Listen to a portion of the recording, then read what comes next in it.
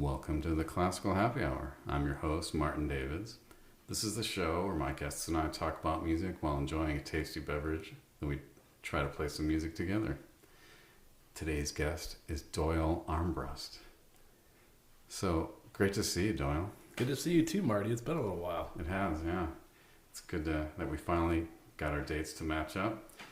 So tell me a little bit about what you're doing for work these days. Like, am I panhandling at the moment? No. I'm actually in the process of setting up a business.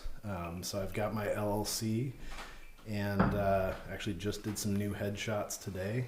But I'm basically porting everything that I did administratively for Spektral Quartet over into a standalone business. So things like publicity, writing, branding, and then some sort of strategic things as well, helping people figure out next steps for their career. And the long game is actually to have it move outside of the arts. It's going to start there, but that eventually it'll sort of encapsulate other vocations as well. Because to me, everything about promoting the thing that you're making is about storytelling. And so that really is applicable to just about any industry. So kind of like artist coach?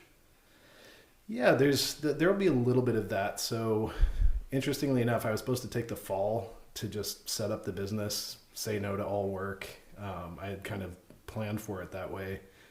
And then, sure enough, Spektral plays their last show, our last show, and, people started calling and asking for help. So I've got a full-blown PR campaign going right now. I've got somebody that's looking for help assembling a board. I've got people that are looking for rewrites of their bio and all their website copy, or please take over my email list, that sort of thing. So it's gotten kind of frantic and crazy very quickly, which is a nice problem to have. But at the same time, I'm like, I'd like to finish my business plan first. So it's a little cart ahead of the horse, but so far so good. Yeah. So for any of my listeners that don't know, you were the violist with the Spektral Quartet. From when did that form? Yeah, our first bona fide concert was at the Chicago Cultural Center in 2010, and we just played our last Chicago show in June. But it's funny. I think sometimes people forget that when you make an album, it's a really long process, and so we let everybody know that we were going to be done, this past season, but that we still had these other 3 projects. And even though I've got it like in every message that goes out, it's on our website, the first thing you see, people are still like, I don't get it. I thought you guys broke up. Still making albums. We're still making records. So actually tomorrow, well, I'm not sure when this will air, but we'll say in January, we will have released our first single for our album Behind the Wallpaper, which is kind of the first of these 3 big projects to come out. And that'll be released in March. So are they all albums? Sort of. 2 of them, one of them's a studio recording, which is this Behind the Wallpaper. Composer is Alex Temple, and we've got Julia Holter singing on it. We have one called Plein Air, which is a project that we did that I think a lot of people in Chicago probably know about. We did it up at the Lakeshore Preserve, kind of right next to, what is that called? The big fort up there, Fort Sheridan. Mm-hmm. And that is, we're kind of thinking about something non-standard in terms of releasing that, like maybe something written, for instance, with, accompanied by a download or something like that. Vinyl. I mean, if I have anything to say about it, it'll be vinyl. But Robin Wall Kimmerer, the really well-known ecologist, actually wrote some original, it's kind of prose poetry in a way for that. And so we're thinking about maybe releasing it more in the kind of literary genre rather than, as a CD or something like that. And then the last one is this art film, is the best way I can think to put it. So Henri Dutilleux wrote this incredible string quartet, and I hate that I'm going to try to say the name of it now because my French absolutely sucks, but Ainsi la nuit, Thus the Night. And it was actually off my radar until Clara was like, we have to play this piece. I was like, all right, let's check it out. And I mean, I'll be damned, it's the most incredible string quartet. It's like, it's rocketed into my top 10 favorite pieces that we've ever played. And so 410 Media, this wonderful group out of New York, put together this film. Basically, they shot it, and the artist Antonia Contro lent a bunch of her artwork and sort of made things too for this project. And so it's this somewhat surrealist video that you'll see us kind of bouncing around between like a skyscraper in downtown Chicago and then out on the lakeshore on Lake Michigan, at a private home. But it's kind of intentionally. Yeah, so that one's in the bag, and now it's just a matter of we're still in the editing process on that. And films take a long time. But it's basically it's like MTV for string quartet. So it's a different image every 2 seconds. I mean, it actually is a pretty kinetic film, and the thing that we're stoked about with it is that I haven't seen anything like it in the classical realm, at least in the traditional classical realm. So I think it's got some possibility to maybe make some waves, but we're going to take it. I think the idea is that we're going to take it around the kind of the film festival circuit. Cool. Yeah. I mean, music videos for classical music, it's either you're on some label or you're on YouTube. Right. Yeah. Where it sort of withers and, maybe some high schooler looks at it every so often, but yeah, I mean, concert footage can be great, but I don't know. Watching people play can be interesting, but I mean, I think having visuals that sort of like enhance and magnify what's happening musically, especially for a piece that's that specifically about darkness, about nighttime, about kind of the liminal space between, being able to see and not, I think is really cool. Yeah, the power of music isn't always aided by just watching a video of people playing it. Whereas, a story or dialogue is often hugely aided by music in its terms of emotional impact. Yeah. So why shouldn't the reverse be true? We can use visual things to make the music come out more. I think as long as it's thoughtful and, I think as long as there's a reason behind it, it's, bringing those things together, I think just opens up a realm of possibility that you can't get from just playing something on stage. I think it's when, we've all seen the video or the concert where somebody throws some video art behind them and you're just like, why is this happening? It can be the opposite, right? It can actually detract from the music if it's not thoughtful, but if it's really kind of like seamlessly a piece of the aesthetic, I think it can just do things that the music on its own maybe, can't. Cool. Well, looking forward to seeing those. And yeah, I think people don't generally know how long it takes to edit like a CD, right? Yeah. If you think how many tracks are on there and how excruciating it is to do even one of those, and if let's say you do one a day, it's a lot of days in a row that you'd have to hate yourself. Yeah. We're masters at that at this point. I mean, these were all like mixed and mastered for the most part during the pandemic. And so if you add that layer so you have the layers of hating yourself and every sound that comes out of your instrument, the difficulty and length of time it takes to edit and mix, but then you're going to do that virtually. Like, it's just, it was really something. Yeah, at least when you recorded it, you were all in the same room, right? Yeah. I mean, those days are gone, thank God.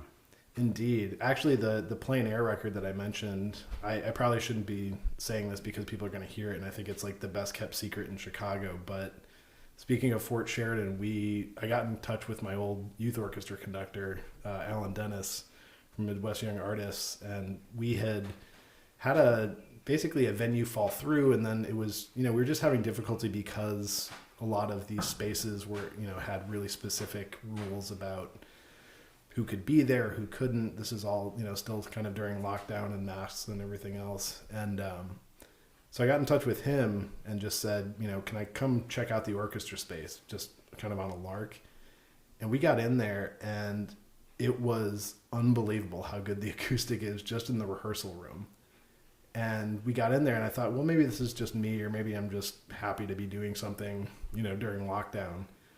But, the engineer, Bill Malone, who's from, Sadie, and like a huge career, like he's the real deal. He came in there and he was just like, oh my God, this bass sounds incredible. Now you have some things to deal with, like some, fluorescent lights and stuff, but if you can work out some of the extraneous noise, I think it's actually one of the best live recording spaces in the city. Wow. And is there a lot of traffic there? Generally, I mean, there's the occasional train, but they're not so frequent. But they were actually taking down the tent that the orchestra has been using. I know my kids played in the orchestra, so I remember the tent. We neglected to either be told or realize that was going to be happening on one of our days of recording, and so, everybody's got stories like this, but it was a negotiation with a bunch of, Teamsters basically begging them for, pockets of time that they wouldn't have, a backhoe and forklift running. So right, take a long lunch, guys. Cool. Yeah. So I didn't know that was available as a recording venue. Hey, it's the spot, and if you're alumni, you get it at a price. Nice. Yeah, I didn't grow up here, so. All right. So how did you end up playing the viola? Kind of like Spektral, I should have a better origin story, inviting a radioactive spider or something. But no, the simple answer is that my mom read the Shinichi Suzuki book that I think everybody in the 1980s did, and was already a classical music fan. And she wanted to start my brother on something, and so she sort of schlepped us over to Wheaton College to the Suzuki program there, and said we'd like to have the boys play violin, and they said, violin studios are full, go play viola. And it was really as simple as that. And then my sister Rose came along, and we were already spending basically all of our weekends and most of our lives doing viola stuff, and so she just kind of rolled right into that mix. Thank God. I'm very grateful for it. I think I'd like myself less as a violinist. So yeah, to say nothing about the instrument, I just mean me playing violin. Yeah, no, it's fine. I mean, it's like all the bass players I talked to, none of them intended to play the bass. Right. Yeah, no, you have to put up with the requisite, whatever, people giving you a hard time about it, but at a certain point too, being proficient at something that not a lot of people are good at, there's something to that. There's a lot of space out there for people to make their mark. Definitely, yeah. So did you know you were going to be a musician when you grew up, or did you want to be something else? That's a good question. I think the inflection point for me was high school. So I was a real academic kid, and I remember going in to talk to it was a headmaster at the school, 30 people in my graduating class. Yeah, it was a really snooty college prep school, and I remember the headmaster basically trying to talk me out of going to music, just being like, why would you waste your abilities on something like music? It was maybe not quite that course, but it was something along the lines of you can go to whatever college you want to, why would you be looking into music? And then I remember certain family friends kind of having a similar reaction, and I guess what they didn't realize at that point was that telling me that I shouldn't do something was a great way to get me to do it. And so there was actually a little bit of I'll show them to it. And yeah, I think that was the point where I made the decision. It was that, or I was really interested in political science at the time. And so I remember I got a presidential scholarship to the American University in DC, which would have been amazing on one level. And then got into Northwestern, and they were like, we'll give you our one merit-based scholarship, and it was like $2,000 a year. So my parents, God bless them, said yes, and went from there. But so, do you feel like it was the right decision? I mean, have you checked our politics recently? I think I dodged a bullet on that one. I don't know. You could have been the one that Yeah, right. save us. Yeah.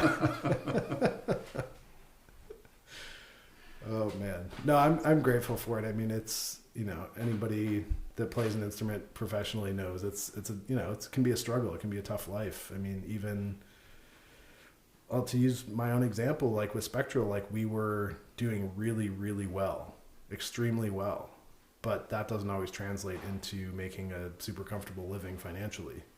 And so there are limits, in terms of sort of like everyday life and the fulfillment you get from, having one of those flow state experiences on stage.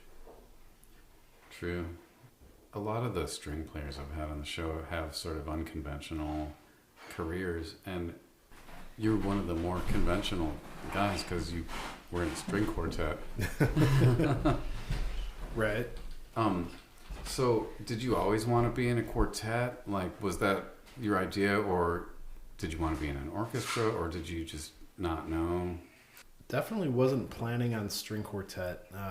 My life was generally pointed towards orchestra. I went at it pretty hard in college, and then straight out of grad school, went to New World Symphony. And New World was really kind of the turning point for me, where I realized that I needed a little bit more agency than being a player in a section. And so I don't know. I moved back to Chicago, and I was working office managing for my dad's construction business and freelancing a lot, which is where you and I started hanging out the most. Mm-hmm.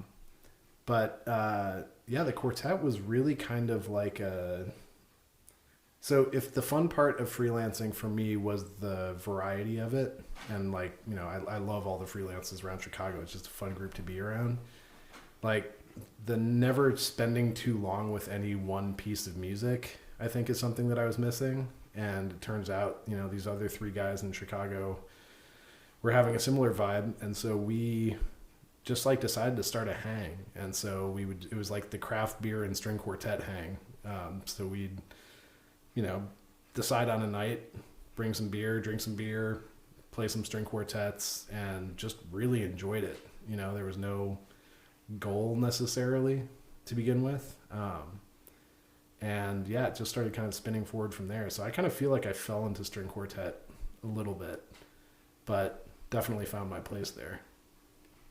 It seems so common. Like, a lot of people I talk to, where they ended up, they just had like a great experience, and they were like, oh, I've found something I want to do more of, and they just kept doing it, and there they were. Yeah. No, it is. It's interesting, like the opportunities that present themselves. Like, you never know when something's really going to grab your interest. And in this case, it's not like I was looking for a career change. It was more just like, God, I really like this, and I like that I'm the only person responsible for my part, or thinking about, we were super interested in contemporary music, and not having to like make a case for that or convince some, music director that they should be playing something, after, I don't know, Bartok. That like being in total control thing was definitely, I didn't realize I was looking for that, but that's in fact what I was seeking out. I mean, it's tough to always just play whatever people hire you to play, right? Even if it's great, you feel like a servant in a way. Yeah, I don't know like how much of it is that like the sort of like power dynamic of it is just like, there is something about like, I don't know, I've heard this phrase before of like your programming is your mission statement. And there's something to that. Well, actually there's a lot to that, but, being able to say like, this is what I'm about, and not being worried about whether or not something is commercially viable, or whether or not like the traditional audience will be into it or whatever. Like, yeah, there's a little bit maybe there's still some of that same chip on the shoulder of like me deciding to go into music with that too, you know, just being like, well, why can't we do it this way? Or why not, you know? So that was actually a real driving kind of theme, I think, of Spektral all the way through, really, was like, well, it's kind of always been this one way. What if we did something different, you know? Chase down some crazy idea, or, you know, had the music take place in some way that was completely unexpected. So, I mean, the string quartet is a super traditional, like, chamber music format. And I think a lot of people don't even realize how there are these, like, quartet societies and, like, all these places where you can do Friends of concert. Chamber Music. Yeah, I mean, it's just set up for a lot of action. And it's also pretty well represented in terms of modern composition, right? I mean, yeah, more so these days. I think my sense of it anyway, and I'd say that I've got a decent sense just in like the fact that I've done so much writing about music, so I stay aware of kind of who's out there and what they're playing.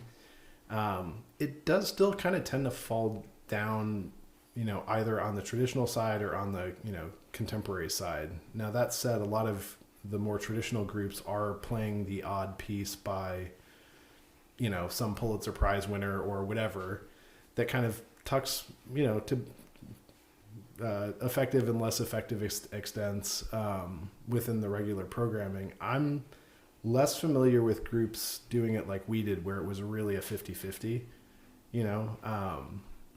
And for us, it was really like, how amazing can Haydn, like, you know, the grandpappy of the string quartet, like how fresh does that sound when you throw it up against something that was written last year? You know, no, that's not the end of the story. That piece actually has to have something about it that has something to say to Haydn for those things to work together. But for us, that always just made for more interesting programming. So, like, what, once you had the quartet and started working together, was it what you expected, or was there anything surprising about it? Yeah, I mean, there was a lot that was surprising about it. I was surprised, and actually I've seen the other side of this now too, coming back to, like, I'm not necessarily coming back to freelancing, but I am doing the occasional sort of like gig with somebody else now that the quartet's finished. But what I remember from my time freelancing is that there's sort of a level of privacy or propriety when it comes to like how you will offer criticism to somebody else that you're playing with. So like what I remember, and maybe this has all changed, I don't think so, but that there's more caution or more sort of like talking around an issue. And once you're spending literally every day of the week rehearsing with the same four people, like you just lose that. You lose that veneer, right? And it's not that it gets mean, it's just that it gets really direct because there's an efficiency to that, right? And so I think that was surprising to me. The fact that I spent at least as much, if not more time with those three people as I did with my own family meant that a lot of personal stuff like didn't stay personal, like, because it couldn't. Like, there's no way to hide, you know, when something tragic is going on in your life or something really amazing is happening in your life. Like, there's no keeping that to yourself, really, because these people end up knowing you as well as your spouse does. Those two things were really surprising. When I said the other end of the way that we talk to each other in the freelance world is like, you know, my first like bona fide freelance gig coming out was like a super, super fun, like microtonal, crazy bananas piece. And I was asked to, you know, kind of help with that because I do a lot of that playing, or had been doing a lot of that playing with the quartet, and we don't come across a lot of microtonal music in the freelance world. And as I was trying to, you know, be helpful in that rehearsal, I realized I was totally being that guy that like gets talked to after the gig. Like, dude, you need to rein it in. And I caught myself, I will give myself credit for like catching myself and going up afterwards and being like, hey, I just realized that like I was doing that thing that I'm not supposed to do.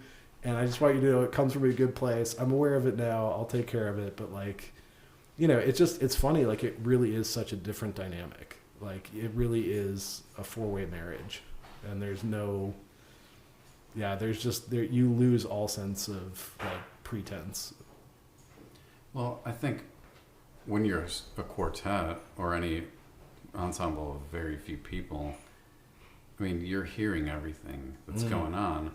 And if you're making a record or something, why wouldn't you just say, it's a little rushed in measure 55 or something, or it's not that clear what you're playing in this bar, or, I mean, it's not like an attack on anybody. Mm-hmm. If you were just practicing by yourself and you heard that, you wouldn't be like, oh my God, how could you say that to yourself? Yeah, I mean, there is still nuance to it, right? So, like, we even came up with some protocols around, like, what kind of comments we'd avoid at a dress rehearsal. Because, at a certain point, like, that's just going to get inside your head for the concert and it's not productive. Or, like, you bring up recording, making comments when you're editing is a whole different ballgame than making a comment in the moment. Because, like, when you've got mics in front of you and somebody says the wrong thing or it hits you the wrong way or whatever it is, it's already such a, like, nervy environment that, like, you really do have to be careful about how you deliver stuff like that. I guess, yeah. I mean, you've got to read the room. Yeah. Yeah. When you do a ton of these things, and I think for a lot of us, the pandemic sort of made us record more than we would have otherwise. So you're just used to it. Yeah. And you just don't want it to be bad, So you're like, it sounds bad in that bar. Let's just fix that now. I don't want to be listening to this later, because you can't go back later and fix it. Right.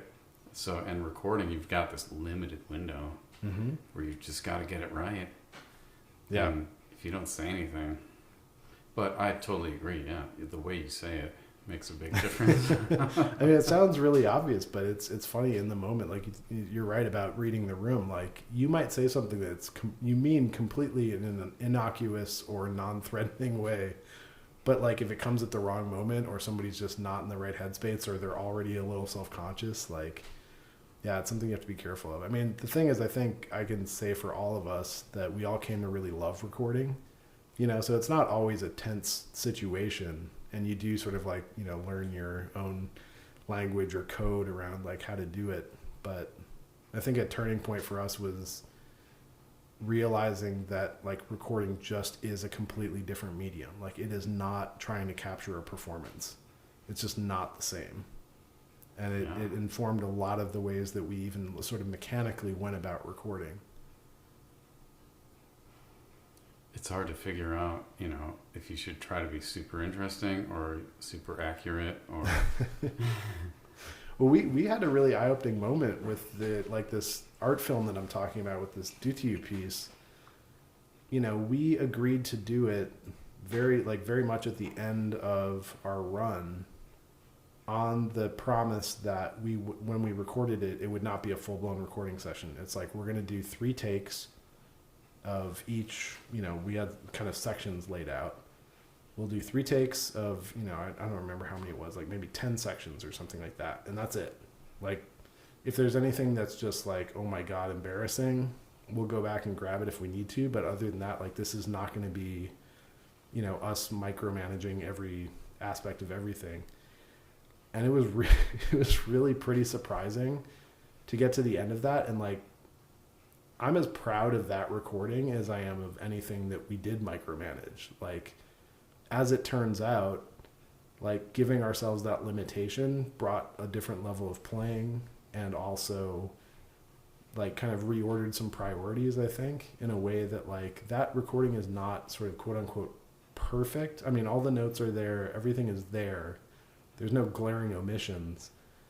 But, there's stuff that we probably would have fiddled with, a lot of it even. But, like, I listened to it, I'm just like, this is as exciting to me as something that, we went in with the microscope on. Yeah. Well, I mean, they say, like, all these old Beatles recordings, they're not perfect. And, yeah. They would wait until their voices got raspy from singing all night or whatever. I love the idea of like the 78th, like I think of like William Primrose, and they, at that point with the limitation of sound, like a lot of these first movement of these concerti were too long for one side of the 78. I love the idea of them having to like stop right in the middle of a movement, like, put the acetate or whatever down and get ready for the second half and just like drop right into wherever they had broken off. Like, that is amazing. Like what just kind of like emotional control you would need to be able to do that. And there just wasn't another option. Yeah, and like to have it at the same speed, because they couldn't speed up or slow them down back Right. then. Yeah. You're lucky if two turntables spin at the same speed. Exactly. Pitch even. Yep. Okay, so you're super into contemporary music. Yeah. So, like, sell me on what's so great about it.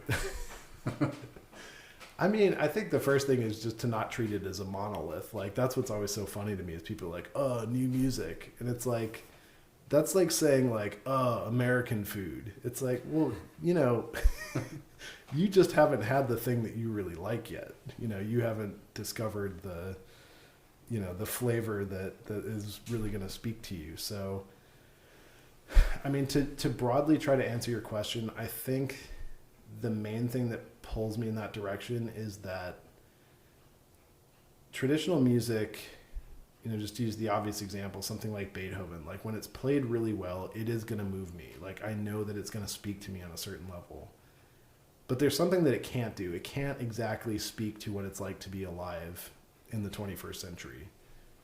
And I don't necessarily mean contemporary music where there's a text involved or there's an overtly like political aim of the piece or something like that. But there is something about something being written now that is informed by just being a human being in this moment that can't be captured by historic music. And so there's that aspect of it. There's the novelty of like all these crazy, techniques that we have to learn how to do. I mentioned microtonality earlier.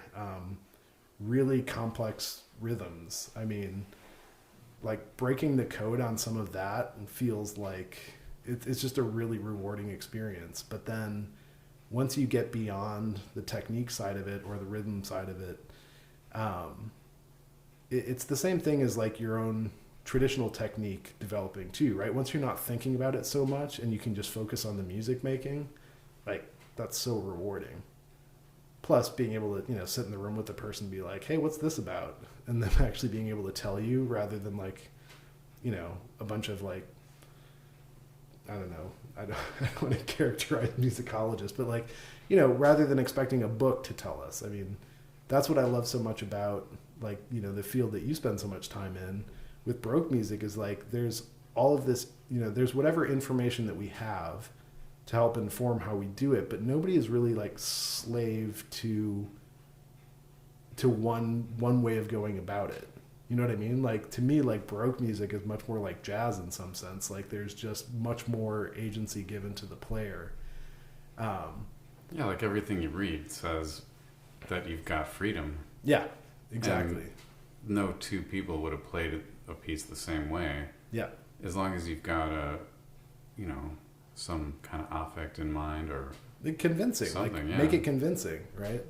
And there's some amount of contemporary music that's like that too. So like when we commission a piece, it's not uncommon for us to just in dialogue with the composer, like ultimately end up kind of shaping aspects of the piece, like them hearing something out loud and being like, that's not exactly what I was after there. And like, making some changes or even taking suggestions from us about like, what about, I don't know. And it's not necessarily like, rewriting something note-wise, but like there's something really exciting also about putting out the premiere recording of a piece.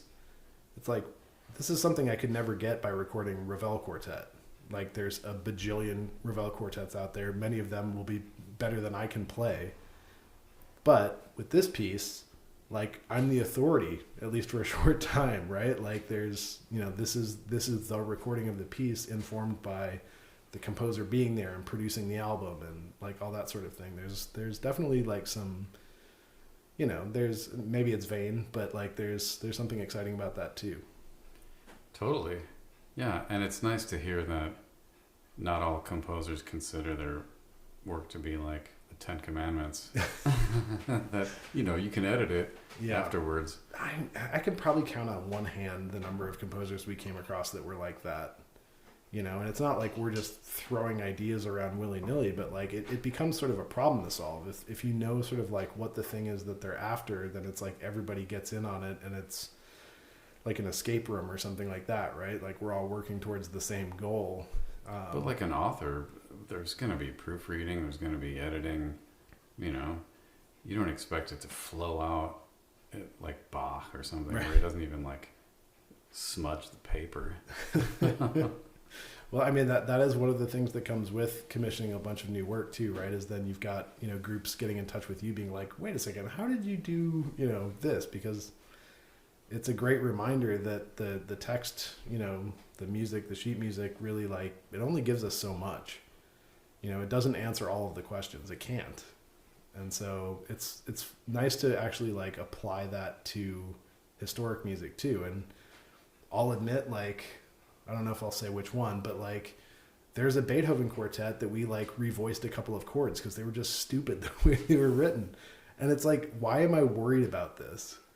He's not going to come back and yell at you. Also, like, he's not a deity. Like, he was a guy who was really good at something, but like he didn't do everything right in his life because nobody does everything right in their life. So totally. All right. So tell me about the writing that you do. I know that you besides playing the viola, you actually work writing stuff. So tell me a little about that. Yeah, well, speaking of kind of like stumbling into things, a sort of younger sister of a college friend got in touch. She was working for Time Out Chicago and said, hey, our classical writer is kind of moving on, and I think that you ought to apply for this job. And I was just like, that's insane. Why would you think that I should do that? I don't have any writing credits to my name. However, I did go to a lot of concerts and a lot of festivals, and for some reason I always had a notebook with me, and I was always taking notes and just like writing extemporaneously about what I was hearing or things, weird things that were happening in the audience or whatever. And so there was, some of the groundwork was laid there. But I submitted a writing sample to them, and apparently it was good enough. And that got the ball rolling. So yeah, I mean, at this point, I'm doing a lot more like liner notes. I write essays for University Musical Society in Ann Arbor. And yeah, I mean, the stuff I've been doing recently has been kind of more on the prose side of things rather than reviews. That was actually interesting when I was doing more reviewing, like for Chicago Magazine and Crane Chicago Business and stuff like that. I had to be careful about what I said I would review, and I generally try to take previews rather than reviews, because all y'all are my friends, and I wanted to be, I wanted to, have some journalistic ethics about that, but also like didn't want to get caught in a place where I was having, there are certain concerts where there's not a lot positive to say about it. And I didn't want to get caught in a position with, somebody that I knew. I don't think it would have been that common of an occurrence, but anyway. So yeah, the writing is we've all played those. We have all played those. That is absolutely true. But yeah, that really carried forward into all my work with Spektral. So if you read something, whether it be an email or a social media post or, a year-end letter or something like that, generally it was coming from me. And I love doing it. It's hard to do. It's hard to write about music. But I do love it. And I especially like doing interviews, and I especially like doing liner notes. And so a lot of what I have out there is that. And even that's starting to, it's not transitioning, but, like UMS there with the University of Michigan, they invited me to start a pre-concert kind of talk. And the idea is to make it interactive rather than just a lecture.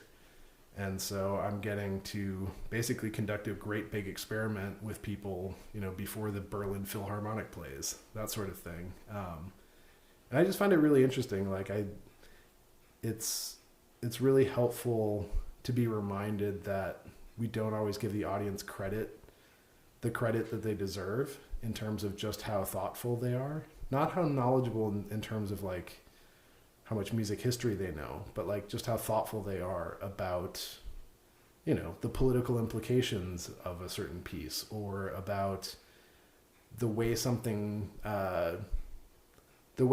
sounds. Like I find that like a lot of times maybe we unintentionally condescend to them in terms of their kind of emotional intelligence about a listening experience. And I'm just nonstop surprised at like how insightful people can be, whether or not they know anything about the composer or the group that's playing or anything else. And so that's what's fun about the interactivity of this particular thing. And I try to do that in my writing too. I try to make it entertaining, and I don't make any bones about that. Like I pull in a lot of pop culture references, and I, go off on, 3-paragraph long sentences and stuff like that. Like I have fun with it because I want to write something that I would enjoy reading. So no facts and figures, or facts and figures are tucked into, references to, I don't know, 80s pop culture or something. Yeah, I mean, if people are engaged and enjoying a performance, they will often have interesting things to say about it. Yeah, for sure. I mean, it's like all these things that people understand in marketing, somehow we tend to forget in classical music. It's like if you can make somebody laugh, they'll remember whatever the thing is. I was at a concert recently where the music making was good. It was really good. But the thing I remember most about the concert was one of the performers telling a story about this like ornery frog at an outdoor concert that like would not shut up during like some really delicate, middle movement of a string quartet. And like, I love that. Like, that's my takeaway from that concert. And that's okay. That like the playing was fine and whatever, but like, I love the fact that I got told this story about this stupid frog because it's hilarious to imagine that. Like, imagine the like Adagissimo or something like that being played and this croaking frog that just will not let go. Like, and that's the approach that I take with most of the writing too. But it's true. I mean, when a performer talks to the audience and actually connects in an interesting way, then it is memorable. No, for sure. I mean, you tell somebody about a rehearsal where you just like ate it, like, or even a concert where you just like completely fell apart, or just some part of the piece that you're nervous, like that you're about to play, that you're nervous about because like it's only really gone really well like once or twice.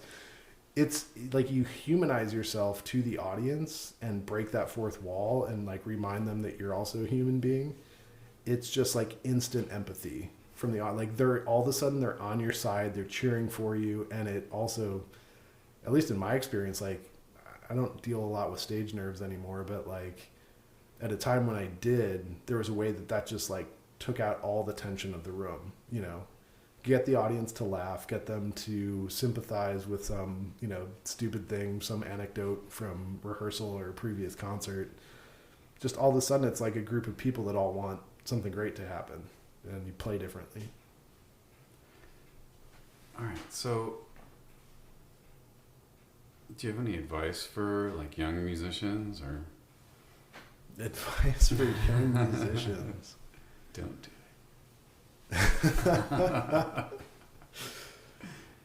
Oh man. Play the viola. Yeah, right. Play a weird instrument. What would be my advice for young musicians? I mean, I guess this might be a little bit of a roundabout answer, but I'm still surprised how kind of old-fashioned the career path still is in a lot of people's minds. That it's like, okay, I play in a bunch of youth orchestras when I'm a kid, and then I go to a conservatory and I study with the right teacher, and then I win some competitions, and then, you know what I mean? Like, it just doesn't exist anymore, and it hasn't for a really long time. And so to that end, I think the one piece of advice I would give is that the thing that you get criticized for, or that people give you a hard time about, or that makes you a weirdo, that's your superpower. That's the thing that is going to differentiate you from everybody else when you're actually a professional. You know, when you're an adult, when you're a professional, when you're out there making a living, it's not worth trying to emulate other people. Like that weird thing about you, in my case, being the weirdo in the back of the, you know, like being at some, I'm trying to think of like what band I can say that anybody will have any reference to, like being at the, you know, the Daft Punk show and like scribbling notes in the back while everyone else is dancing, like that ended up being a little superpower. You know, it's like, it's that sort of thing. Or being a goofball and clowning around, like that ended up being my superpower on stage when I was talking to an audience. And so I would just, pay attention to that. Like it's hard to do when you're young, because that's the thing that you're probably getting ragged on about. But that's the thing that I think ultimately gets formed into, you know, the thing that's special, that sets you apart once you're actually out there in the world. Okay. So finally, like my last question is always, is there anything you want to ask me? Oh my gosh. So many things. So many of them not safe for work.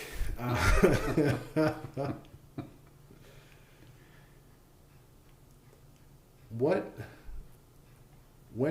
was the turning point for you where you developed a confidence for improvising on stage? Or was it more of a kind of slow burn into being able to do that? Because I think that a lot of people that have our training like are still terrified by that. Like I still, like that's where my nerves come up is an improvisation, even though I've been doing a lot more of it these days. And so I'm wondering like if there was a tipping point for you. I think anything you do, it's all about preparation, you know? Mm-hmm. And like, and the type of improv I do is mostly just decorating a melody, you know? Mm-hmm. And I've done so much of it that I just feel pretty comfortable doing it. But in the beginning, I, you know, I'd crash and burn sometimes, and I still do once in a while. Just play something that I'm just like, right. Oh God, what was that? That's what keeps it interesting, though, right? Yeah, and so I think it's confidence is just earned by work. It's like doing it, making sure. That. Yeah. No, I think that's true. I mean, is there a little bit of it too that's like doing it and realizing that like the world doesn't explode when it doesn't go well? Yeah, nobody dies. Like, it's not, you're not Yet. a surgeon, you know, and someone in the audience isn't gonna like kill himself because he didn't play the perfect ornament, you know. Oh my God, that trill. I was hanging on by a thread, but that really pushed me over the edge. Yeah, I was really hoping Marty would do a good one tonight, but no. That double relish is just like nasty. Oh my gosh. I feel like there's like a Squid Game type TV show in there somewhere. Concerts where everything is on the line. There's another aspect though, and that it's like competitiveness. Mm-hmm. Because I think if you want to be good at that, you have to want to be better than other people maybe, you know, or just not sound like all the horrible ones that you've heard. You know, it's like, no, I'm not going to be like that. I'm going to be like legit, you know? So you've got to, there's a level I won't sink below, and just set the bar and just don't go below that. Just be hardcore about it. But also be willing to fail on your way there. Oh yeah. I mean, enjoy it. I mean, being uncomfortable is also a pleasure. Yep. And expanding your comfort zone. I mean, mine's infinite, I think. All right. I feel like I could talk to you all night, but I don't want to keep you up too late. So we're going to take a little break and then come back and play a little duet. Thanks for listening. Please subscribe to the show and give us as many stars as possible. You can buy my arrangements and CDs and stuff on bachfor2.com. And do you have any website you want to plug, Doyle? I mean, my website is forthcoming, but if people want to kind of stay aware of SpektralQuartet.com, we do have these albums coming out, and they are not afterthoughts. They are a group that is disbanding, saying we cannot leave as we cannot leave existence as a group before these things are out in the world. So we're excited for everyone to hear them. And Behind the Wallpaper, March 3rd is the big release date, New Amsterdam Records. Awesome. All right. We'll be right back.